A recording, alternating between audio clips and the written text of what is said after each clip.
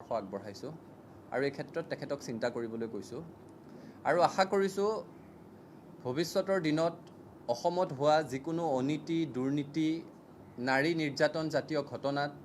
ছাত্ৰ সন্থাৰ কণ্ঠ সবল হৈ থকাৰ স্বাৰ্থত ছাত্ৰ সন্থাৰ পৰিয়ালটোৰ সৈতে খুব প্ৰত্যয়েৰে সৈতে নিজৰ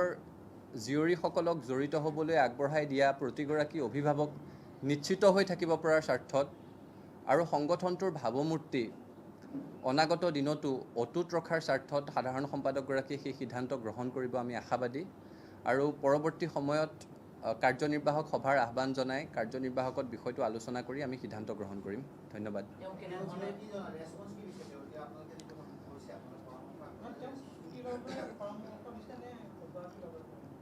তেখেতক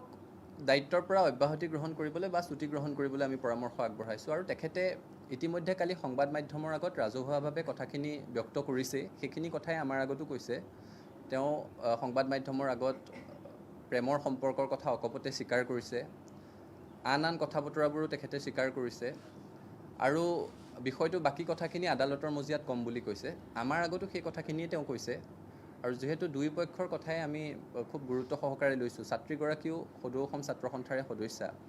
তেওঁৰ কথাখিনিও আমি গুৰুত্ব সহকাৰে লৈছোঁ আৰু সেইকাৰণে তেখেতৰ সৈতে আমি আলোচনা কৰিছোঁ আৰু আলোচনা কৰি তেখেতক আমি পৰামৰ্শ আগবঢ়াইছোঁ কাৰণ ইতিমধ্যে অসমৰ ৰাইজে সংবাদ মাধ্যমে ছাত্ৰ সন্থাৰ শুভাকাংক্ষীসকলে এই প্ৰশ্নটো বাৰম্বাৰ সুধি আছে যে ছাত্ৰ সন্থাৰ শীৰ্ষ নেতৃত্বই কি সিদ্ধান্ত গ্ৰহণ কৰিছে গতিকে আপোনালোকক প্ৰথমতেই কৈছিলোঁ যে আমি কথাটো গুৰুত্ব সহকাৰে আলোচনা কৰিছোঁ আৰু আপোনালোকক জনাই কথাখিনি আগবাঢ়িম তেখেতে ৰাজহুৱা প্ৰতিক্ৰিয়া প্ৰকাশ নকৰালৈকে একপক্ষীয়ভাৱে আমি আগবাঢ়িব বিচৰা নাছিলোঁ ছাত্ৰ সন্থাৰ সাধাৰণ সম্পাদকগৰাকীয়ে তেখেতৰ বক্তব্য ৰাখিছে তাৰপিছত আমি আলোচনাত মিলিত হৈছোঁ আৰু তেখেতে আমাৰ আগতো সেই সংবাদ মাধ্যমৰ আগত কোৱা কথাখিনিয়ে কৈছে তাৰপিছত আমি সদৌ অসম ছাত্ৰ সন্থাৰ মুখ্য উপদেষ্টা ডক্টৰ সমুজ্জ্বল কুমাৰ ভট্টাচাৰ্য ডাঙৰীয়া আৰু মই তেখেতক ছাত্ৰ সন্থাৰ দায়িত্বৰ পৰা অব্যাহতি গ্ৰহণৰ কাৰণে পৰামৰ্শ আগবঢ়াইছোঁ আশা কৰিছোঁ তেখেতে ইতিবাচকভাৱে এই কথাটো গ্ৰহণ কৰি তেনে সিদ্ধান্ত গ্ৰহণ কৰিব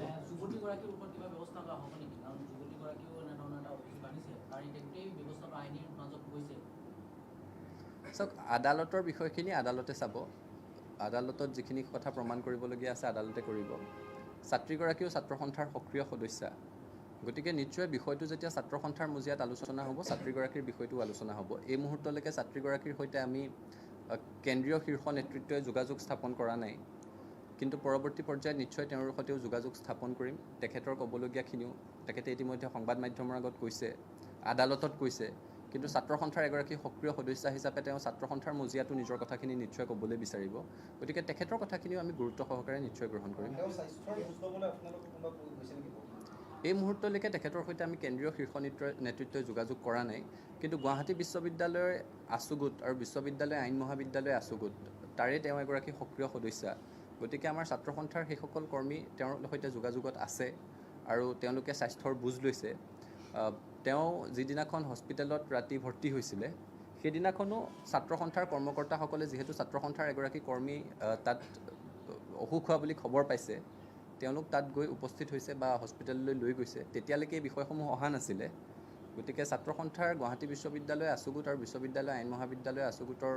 কৰ্মকৰ্তাসকলে নিজৰ সতীৰ্থগৰাকীৰ স্বাস্থ্যৰ বুজ লৈ আছে আৰু তেখেতৰ স্বাস্থ্য এতিয়া সংকটৰ পৰা মুক্ত সম্পূৰ্ণ সংকটজনক নহয় সেই বিষয়ে আমি অৱগত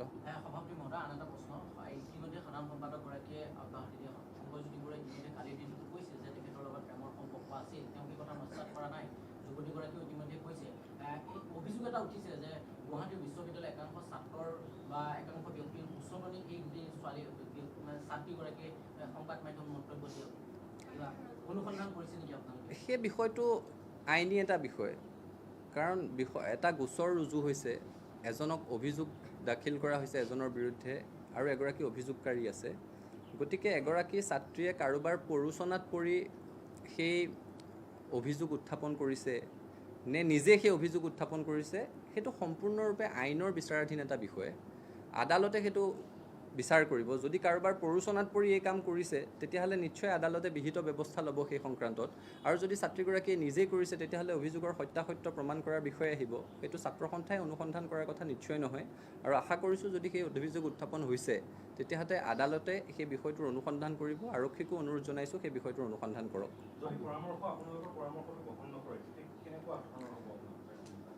আমি আশাবাদী, মই কৈছোঁৱেই যে ছাত্ৰ সন্থাই ভৱিষ্যতৰ দিনত যাতে যিকোনো অনীতি, দুৰ্নীতি, নাৰী নিৰ্যাতনৰ ঘটনাত নিজৰ কণ্ঠ বলিষ্ঠভাৱে উত্থাপন কৰি থাকিব পাৰে। ছাত্ৰ সন্থাৰ মজিয়াৰে সৈতে জড়িত হ'বলৈ খুব প্ৰত্যয়েৰে সৈতে, খুব বিশ্বাসৰ সৈতে নিজৰ জীয়ৰীক, নিজৰ ছোৱালীজনীক আগবঢ়াই দিয়া অভিভাৱকসকল যাতে নিশ্চিন্ত হৈ থাকিব পাৰে আৰু ছাত্ৰ সন্থাৰ যাতে ভৱিষ্যতৰ দিনত ভাৱমূৰ্তি অটুট থাকে, সেই কথাবোৰৰ প্ৰতি লক্ষ্য ৰাখি আমি গভীৰভাৱে আশাবাদী যে শংকৰজ্যোতি বৰুৱা ডাঙৰীয়াই এটি ইতিবাচক সিদ্ধান্ত গ্ৰহণ কৰিব আৰু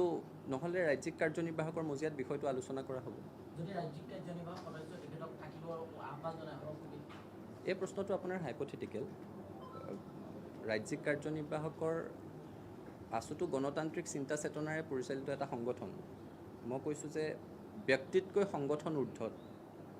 সংগঠনতকৈ সমাজ ঊৰ্ধত। সংবাদ মাধ্যমৰ প্ৰতিক্ৰিয়া, ৰাইজৰ প্ৰতিক্ৰিয়া, পাব্লিক অপিনিয়ন, সেইটো ইতিমধ্যে অসমত কি আপোনালোক আটাই অৱগত। সংবাদ মাধ্যমৰ এজন সক্ৰিয় কৰ্মী হিচাপে আপুনি নিশ্চয় সেই কথাখিনি ভালদৰে জানে। আমি তেখেতক আলোচনাৰ মাজত সেই কথাটো পৰামৰ্শ আগবঢ়াইছোঁ আৰু